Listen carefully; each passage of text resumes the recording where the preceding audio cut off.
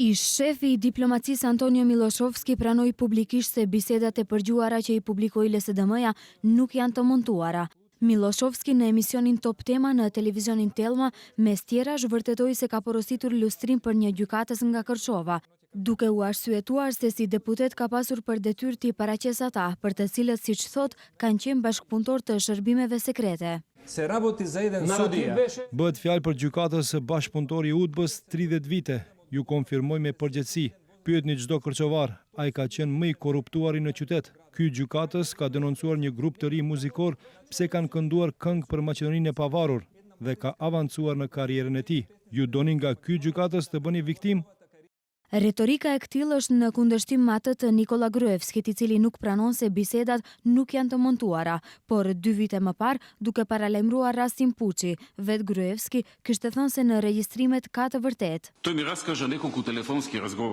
Ai mi tregoi disa biseda të përgjuara, për të cilat konstatova se një pjesë janë të vërteta, një pjesë gjysmë të vërteta dhe një pjesë jo të vërteta.